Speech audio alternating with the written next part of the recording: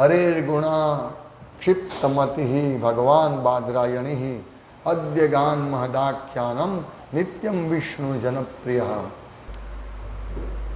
शब्दार्थ हरे ही भगवान हरि के गुण दिव्य गुण में आक्षिप्त लीन होकर मति ही मन भगवान शक्तिमान बादरायणी ही व्यासदेव के पुत्र ने अध्यगात अध्ययन किया महत महान आख्यानम कथा का नित्यम नियमित रूप से विष्णु जन भगवत भक्त प्रिय प्रिय। अनुवाद श्रील व्यासदेव के पुत्र श्रील सुखदेव गोस्वामी न केवल दिव्य शक्ति से युक्त थे अपितु वे भगवान के भक्तों के भी अत्यंत प्रिय थे। इस प्रकार उन्होंने इस महान कथा यानी श्रीमद् भागवत का अध्ययन किया। तात्पर्य ब्रह्मवैवर्त पुराण के अनुसार श्री सुखदेव गोस्वामी अपनी माता के गर्भ में भी मुक्तात्मा ही थे। श्री व्यासदेव जानते थे कि यह बालक जन्म लेने के बाद कभी गर्भ में नहीं रहेगा, अतएव उन्होंने बालक को भागवत की रूपरेखा सुनाई जिससे वह भगवान की दिव्य लीलाओं में अनुरक्त होते रहे।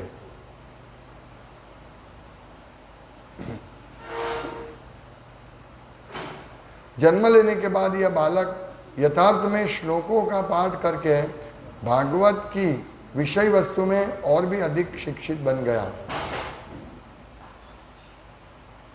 भाव यह है कि सामान्य रूप से मुक्त पुरुष अद्वैतवादी दृष्टिकोण के साथ परम ब्रह्म से एकाकार होने के उद्देश्य से उनके निराकार ब्रह्म के आयाम के प्रति आसक्त होते हैं, लेकिन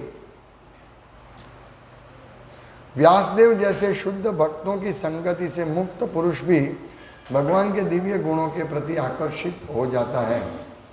श्री नारद की कृपा से श्री व्यासदेव श्रीमद् भागवत महाकाव्य का वर्णन कर सके और व्यासदेव के अनुग्रह से श्री सुखदेव गोस्वामी उसके आशय को ग्रहण कर सके। भगवान के दिव्य गुण इतने आकर्षक है कि श्री सुखदेव गोस्वामी निराकार ब्रह्म में लीन न होकर उससे विरक्त हो गए और उन्होंने भगवान की निजी लीलाओं को ग्रहण कर लिया।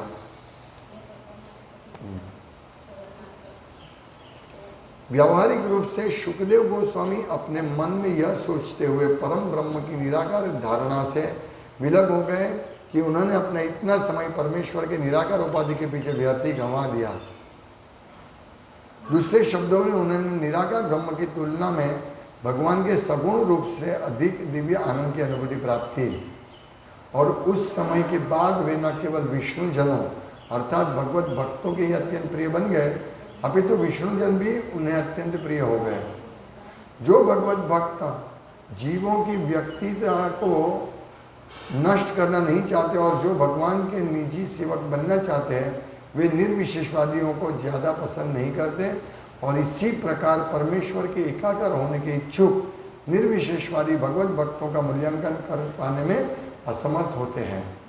इस प्रकार अनंत काल से ये दोनों दिव्य तीर्थयात्री कभी कभी प्रतिस्पर्धी बन जाते हैं। दूसरे शब्दों में इनमें से हर एक अपनी साकार तथा निराकार चरम अनुभूति के कारण अपने को दूसरे से पृथक रखना चाहता है। अतः ऐसा प्रतीत होता है कि श्री सुखदेव गोस्वामी भी भक्तों को नहीं चाहते थे, लेकिन चूंकि वे स्वयं एक प्रगाढ़ भक्त बन गए थे अतएव वे सदैव विष्णु जनों की संगति करना चाहते थे और विष्णु जन भी उनकी संगति की कामना करते थे।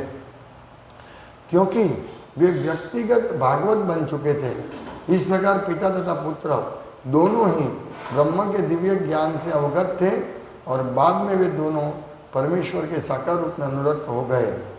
इस प्रकार इस श्लोक से इस प्रश्न का भी उत्तर मिल जाता है कि सुखदेव गोस्वामी किस प्रकार भागवत की कथा के प्रति आकृष्ट हुए थे।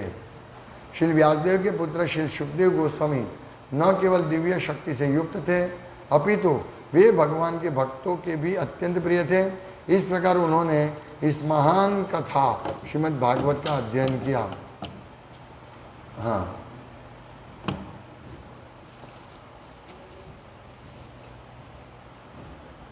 तो ये श्रीमद् भागवतम में अनुरक्त क्यों हो गए, ऐसे प्रश्न था शौनक आदि ऋषि का कि सुखदेव गोस्वामी तो पहले से मुक्त पुरुष थे, वो आत्माराम थे, अंदर से उनको आनंद मिलता था, फिर भी वो भगवान भागवतम में क्यों आकृष्ट हुए। तो एक्चुअली इसी का जवाब है इस श्लोक में कि, और इसके आगे के श्लोक में भी आया कि भगवान हरि के जो गुण है, इत्थम भूत गुणो हरि ही, कल के श्लोक में देखा हमने, वो सबको आकृष्ट कर लेते, सभी को, चाहे वो निराकारवादी हो, निर्विशेषवादी हो या अभक्त हो या कोई मुनि है, अच्छा भक्त है, सबको भगवान के गुण आकर्षित करते हैं। तो यहाँ श्रील प्रभुपाद बताते हैं कि ब्रह्मवैवर्त पुराण के अनुसार सुखदेव गोस्वामी ही अपनी माता के गर्भ में ही मुक्तात्मा थे। सोचिए, वो हमारी तरह बद्ध नहीं थे, यानी मुक्तात्मा, यानी उनको कोई भी इस जगत के कोई भी सुख या दुख से कोई लेना देना नहीं था।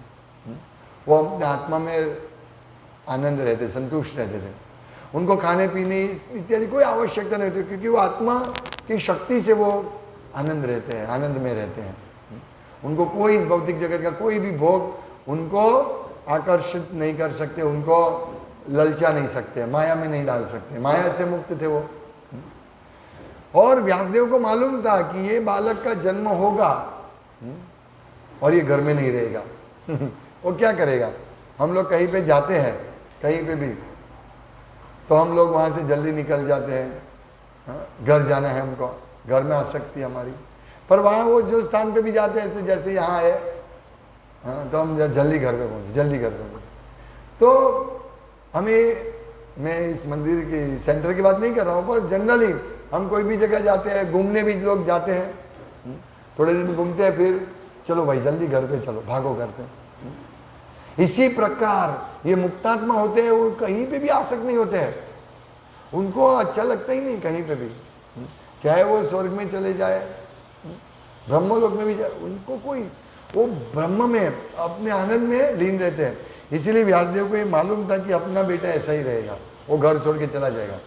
इसीलिए भागवतम की जो ये श्लोक है, तो सुखदेव गोस्वामी को व्यासदेव ने समझाया, जिससे वो उनको आकर्षण हुआ भगवान के प्रति। और जनरली सामान्य लोग निराकारवादी, निर्विशेषवादी जो होते हैं, वो इसमें भगवान में आपको कि उनको भगवान के गुण मालूम नहीं है, वो सोचते भगवान निराकार है। हाँ, लेकिन जो व्यक्ति भगवान को निराकार रूप में समझता है, कोई भी व्यक्ति निराकार रूप में अगर भगवान को समझता है, फिर भी अगर वो भक्तों का संगति करेगा और भक्तों का संग करके भगवान ये भागवतम सुनेगा भक्तों के संग में, तो उसका पूरा निराकार कॉन्सेप्ट निकल जाएगा, वो आक्रोश हो जाएगा भगवान के प्रति। ये इस श्लोक में हमको समझना है कि नारद मुनि को ब्रह्मा जी ने भागवतम सिखाया, ब्रह्मा जी को भगवान ने बताया भागवतम, इस दिव्य ज्ञान को, और फिर नारद ने व्यासदेव को बताया, व्यासदेव ने सुखदेव गोस्वामी को कहा ये पूरा भागवतम। और इस प्रकार परंपरा से सुखदेव गोस्वामी इसका आशय ग्रहण कर लिया उन्होंने। तो हम भी, सुखदेव गोस्वामी तो मुक्त पुरुष थे, फिर भी वो आशय ग्रहण कर लिए, तो हम भी अगर इस प्रकार गुरु शिष्य परंपरा से इस भागवतम को सुनेंगे, तो हम भी भागवतम का आशय क्या है वो हम समझ लेंगे। भागवतम का आशय है भगवत प्रेम प्राप्ति करना, भगवान को समझना, भगवान के गुणों को समझना, और भगवान के नाम रूप गुण लीला महिमा इत्यादि का प्रचार करना। तो ये जब हम भक्तों के संग में सुनेंगे तो हम भी इतना आकर्षण लगेगा।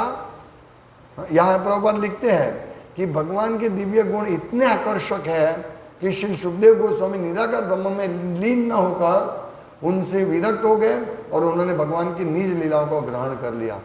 ये प्रभुपाद समझा इसका सार कि भगवान की गुण इतने सुंदर आकर्षक है। मैंने कल बताया था सभी भक्त में कुछ ना कुछ गुण होता है, सभी व्यक्ति में कुछ ना कुछ गुण होता है जिससे वो आकर्षक लगता है। कुछ ना कुछ, किसी में सुंदरता, किसी में धन, किसी में बुद्धि, इस प्रकार अलग अलग गुण होते हैं किसी में, तो उससे आकृष्ट होते हैं। लेकिन भगवान के गुण जो दिव्य है तो दिव्य गुण कौन से होंगे वो हमें समझना है। हम भगवान को नहीं समझ सकते हैं।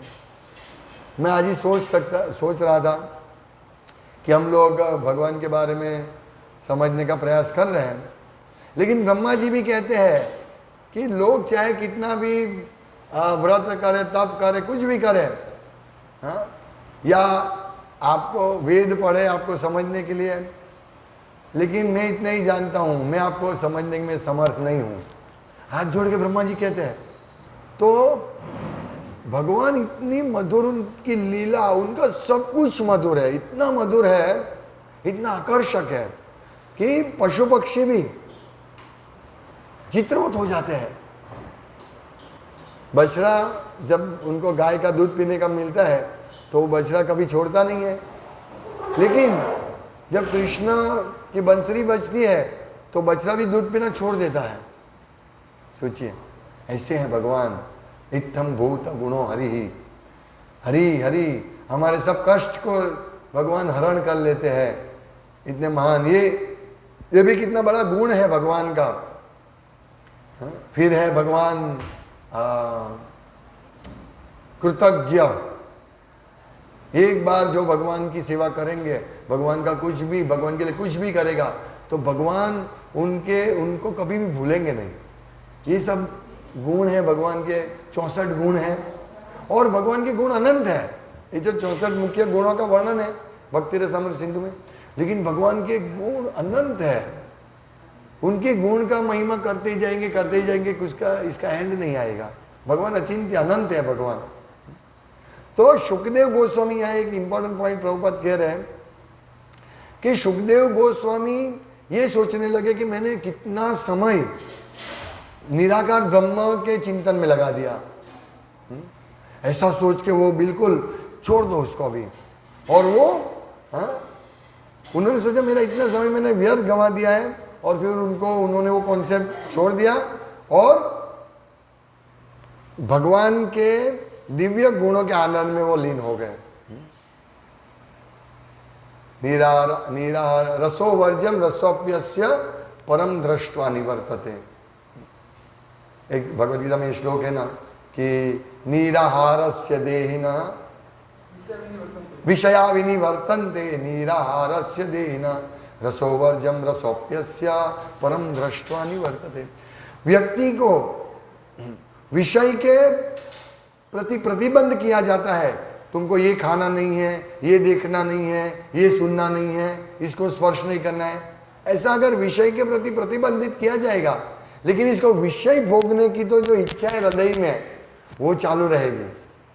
इसीलिए किसको बोलेंगे ऐसा नहीं करना है, बाहर का नहीं खाना है, लेकिन वो देखेगा कोई नहीं देखते बाहर का खा लेगा। ये ऐसे नहीं होगा। कैसे होगा? रस वर्जम रसोप्यस्य परम दृष्ट्वा निवर्तते। उसको रस का प्रति सुख नहीं जाता है, इच्छा नहीं जाती है, रस का टेस्ट लेता है, लेकिन जब उसको उच्च टेस्ट दिया जाता है, उच्च रस दिया जाता है, तो ये रस को छोड़ देता है। इवन मुक्ति का जो आनंद है वो भी छोड़ देते हैं, क्योंकि मुक्ति का आनंद सुखदेव गोस्वामी जैसे लोग मुक्त थे फिर भी वो छोड़ दिया, क्योंकि भगवान में जो आनंद मिलता है वो आनंद ब्रह्मानंद के आनंद के सामने, मतलब ब्रह्मानंद का आनंद भगवान के लीलाओं, भगवान की सेवा में मिलते हुए आनंद के सामने तुच्छ है। कल प्रभुपाद के तात्पर्य में हमने देखा कि ब्रह्मानंद में जो आनंद का सुख है गाय के बछड़े के में जितना पानी रहे उतना पानी समान है, और भगवान के मुख का आनंद पूरा विशाल समुद्र जैसा है। तो कौन ये गाय के बच्चे के खरी के सुख में इतना छोटे से आनंद में जाएगा? सब लोग भगवान के आनंद में ही जाएंगे ना, भगवान के दिव्य गुण के आनंद में जाएंगे ना। इसीलिए कल हमने देखा आत्मारामश्च मुनि, ये सब मुनि आत्माराम निर्ग्रंथा अपूर्व क्रम में जाते हैं, मतलब भगवान में आकर्षित हो जाते हैं। सोचिए हम भगवान की एक लीला सुने कि भगवान उरुक्रम त्रिविक्रम छलयसि विक्रमणे बलिम अद्भुत वामन पगनख पदनख नीरज जनित जन पावन केशवधृत वामन रूप।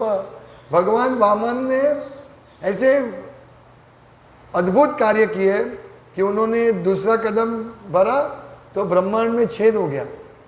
ऐसे कैसे होता है? हम लोग हमारे एक कदम उठाएंगे तो हम तो कागज भी नहीं फाड़ सकेंगे। तो भगवान ने पूरा ब्रह्मांड का कवच, यानी करोड़ों माइल झाड़ा मोटा कवच होता है। ब्रह्मांड का कवच जो है वो साधारण नहीं था, क्योंकि ब्रह्मांड पूरा पृथ्वी जल अग्नि वायु आकाश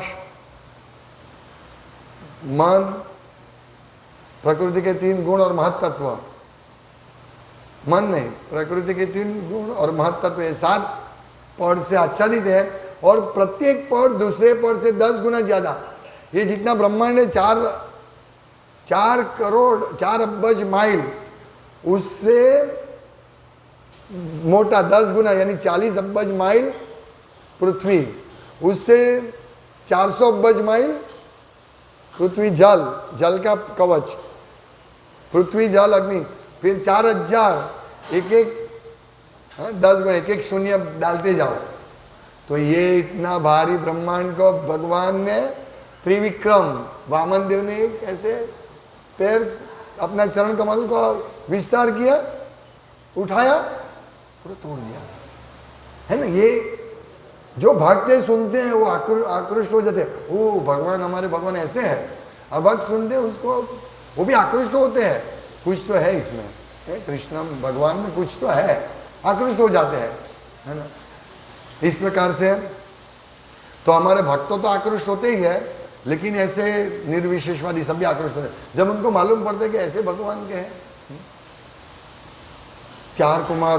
तो दूसरा पॉइंट प्रभुपाद इस तात्पर्य में बता रहे हैं कि भगवान के भक्त और निर्विशेषवादी निराकारवादी उनका कंपटीशन चलता है। मतलब पहले से उनको एक दूसरे को अच्छे नहीं लगते हैं। भगवान के भक्त होते हैं, वो जब मायावादी निराकारवादी को देखते हैं उससे उसको दूर रहते हैं। क्यों? क्योंकि वो अपने भगवान के बोलते निराकार है, भगवान की आंख नहीं है, पैर नहीं है, इससे निराकार है, इसलिए उनसे दूर रहते हैं। और मायावादी भी सोचते हैं ये सब सेंटिमेंटल लोग हैं, वेद कुछ पढ़ते नहीं है और ऐसे ही माला जप करता रहते हैं और इसे भगवान का नाम कीर्तन करता है। हम मुक्त हैं, हम रियली मुक्त हैं। आरूह्य कृच्छ्रेण परम पदम तथा पतंत्य अधो अनादृत युष्मदंग्रे। ये जो निर्विशेषवादी लोग हैं, वो क्या श्लोक है शुरुआत, ये अन्यरविंदाक्ष विमुक्त मानिनः। ये जो लोग हैं वो अपने को मुक्त मानते हैं, जैसे निराकार निर्विशेषवादी हो। पूरा श्लोक में इसका ये बोले, लेकिन उनको निराकार निर्विशेष में कोई आनंद नहीं मिलता है। सो जाने में क्या आनंद है, ऐसा है। लेकिन जाग के रहना, अपना जागते हुए भगवान के साथ बात करना, इसमें परम आनंद है। तो इसलिए उनको आनंद नहीं मिलता, इसलिए पतंती अधः वो गिर जाते हैं वापस।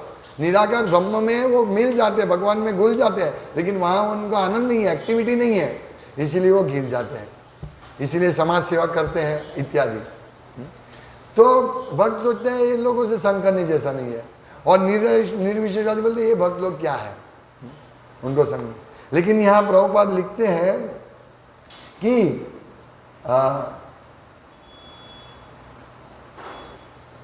जो भगवत भक्त जीवों की व्यक्तिता को नष्ट करना नहीं चाहते हैं और जो भगवान के निजी सेवक बनना चाहते हैं, वे निर्विशेषवादियों की ज़्यादा प्रसन्न नहीं करते हैं। और इसी प्रकार परमेश्वर के एकाकार होने के इच्छुक निर्विशेषवादी भगवत भक्तों का मूल्यांकन कर पाने में असमर्थ होते हैं। ये दोनों एक दूसरे की कंपटीशन, प्रतिस्पर्धी बन जाते हैं, प्रभुपाद कहते हैं। तो अपने को एक दूसरे से पृथक रखना चाहते हैं, अपनी साकार और निराकार चरम अनुभूति। हमारी ये चरम अनुभूति क्या है? भागवतम सुनना, भगवान की सेवा करना। निराकारवादी नहीं, अच्छा नहीं खाने का, हम ये माया है सब, भगवान का नाम नहीं लेने का माया है। क्यों? क्योंकि भगवान निराकार है और ये जो माया का रूप लिया है भगवान ने, इसीलिए भगवान का रूप का दर्शन नहीं करने का, भगवान का नाम भी माया है। इस प्रकार मायावादी लोग, इसलिए वो मायावादी बोले जाते हैं। तो ये मायावादी लोग दूर रहते हैं भक्तों से। ये सब माया करते, वो भक्तों को देख के सोचते हैं ये सब माया में है, ये सब ये कृष्ण का नाम लेते हैं। कृष्ण का नाम क्या है? ये तो निराकार, भगवान तो परम ब्रह्म, वो क्या बोलते हैं, निराकार, निरंतर निराकार परम ब्रह्म, ऐसा कुछ बोलते हैं ना, परम ब्रह्म, सुप्रीम सत्य, परम सत्य क्या है? निराकार है, तभी तो सब जगह व्याप्त है। वो ऐसे भक्त को ये अच्छा नहीं लगता है, तुम हमारे भगवान को, तुम्हारे हमारे सबके भगवान को निराकार क्यों कहते हो? दूर रहो हमसे। इसीलिए पृथक रहते हैं। और लेकिन जब सुखदेव गोस्वामी भगवान के प्रगाढ़ भक्त बन के भागवतम सुन के, तो वो भी चाहते थे कि मैं भी भक्तों का ही संग करूं।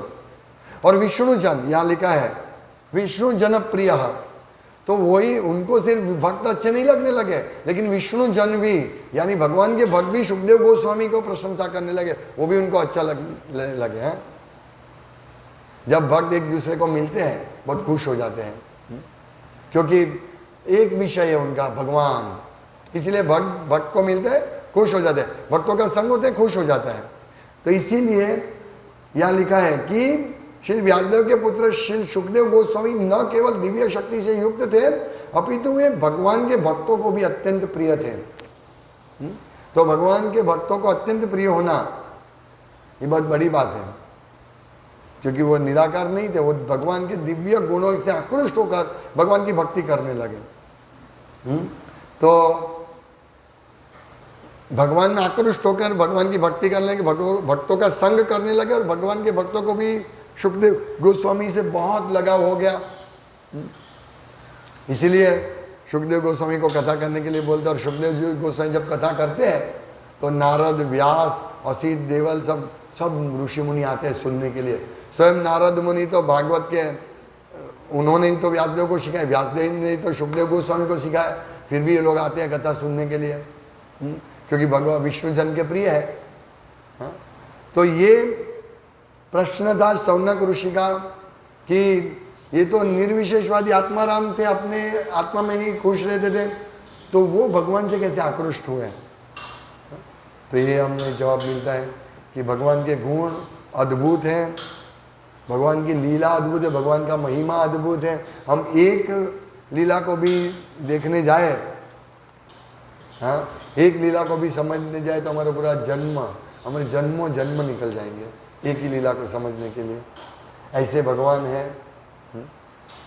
भगवान को हम नहीं समझ सकते, लेकिन ब्रह्मा जी की ब्रह्म माध्व गौड़ीय संप्रदाय की परंपरा के आधार से हम उसमें आश्रय लेकर यथारूप कथा श्रवण करें भक्तों से। हाँ, जैसे सुखदेव गोस्वामी ने कहा, सूत गोस्वामी ने कहा, इस प्रकार उसको ग्रहण करें हमारे गुरु के माध्यम से, और इस प्रकार हम कथा का आगे वितरण करें। यही हम कर सकते हैं विधि भक्ति में, और ऐसा करने से हम भी विष्णु जन प्रिय बन जाएंगे, और विष्णु के जन भी हमको प्रिय लगेंगे, भक्तों के प्रिय, और हम भी भक्त के प्रिय हो जाएंगे, और हमको भी भक्त प्रिय लगने लगेंगे। हरे कृष्णा। किसी को कोई प्रश्न है?